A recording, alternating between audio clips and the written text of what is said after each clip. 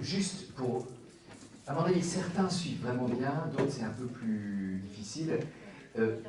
Accrochez-vous. De toute façon, Thomas, c'est difficile. De toute façon, à partir du moment où on sera dans la deuxième partie, ça sera beaucoup plus accessible. On verra. Mais je crois que c'est important quand même de passer par Thomas. Il a tellement marqué. Bon, et puis c'est vrai que ce que je dis, c'est que c'est un des géants de la pensée de l'humanité, et il a cette particularité, c'est qu'il y a des géants en philo, comme Platon, Aristote, Kant, Hegel. Il y a des géants en théologie, comme Augustin, Bonaventure, Barthes, ou des gens ou Luther, Calvin. Mais Thomas, il était les deux à la fois. Et ça rend sa pensée vraiment difficile, parce qu'il va complètement jusqu'au bout en philo, complètement jusqu'au bout en théologie. Et je racontais juste, pour que vous voyez un peu le personnage, en fait, il n'écrivait pas.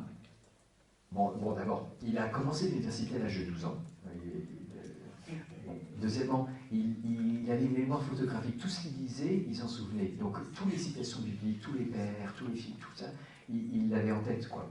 Et puis, troisième chose, c'est qu'il pensait tellement vite, c'est qu'il n'écrivait pas. Il avait 3 secrétaires. Et il dictait, donc ça veut dire qu'il l'avait vraiment en tête. Mais pourquoi 3? Parce que un n'arrivait jamais à suivre, il allait trop vite. Du coup, ils étaient à 2 et ils se complétaient. Et parfois, quand ils s'étaient vraiment perdus, il arrêtait. Et du coup, eux, ils travaillaient ensemble pour récupérer la pensée, et lui, il dictait son courrier au 3e. Et puis, dès que les autres disaient c'est bon, il reprenait là où il en était. Et puis, quand il devait s'arrêter, il reprenait son courrier avec l'autre. Du coup, il pouvait aussi sortir, boire, aller aux toilettes, tout ça. Je parle des secrétaires. Par contre, il était vraiment très tête. En fait, bon, comme beaucoup de génies comme ça, il planait complètement. On raconte qu'un jour, le roi de France était venu, parce qu'il vivait à Paris pendant une période, il a enseigné à Paris une bonne période. Bon, il est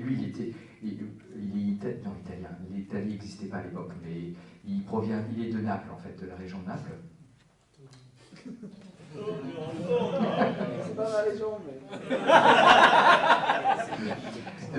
mais il a beaucoup enseigné à Paris. Du coup, un jour, le roi de France vient au couvent, et ce qu'ils ont fait, c'est que comme ils savaient que très vite il partait dans ses pensées, ils ont mis un frère à côté de lui qui tirait sur sa manche chaque fois que... Parce qu'avec le roi, il fallait quand même être un peu présent. Et chaque fois qu'il partait, il le voyait dans ses yeux qu'il était en train de réfléchir à quelque chose de beaucoup plus important que le roi de France, c'est-à-dire comment on peut être 1 et 3 dans la trinité. Et du coup, le frère tirait sur sa manche, et donc Thomas revenait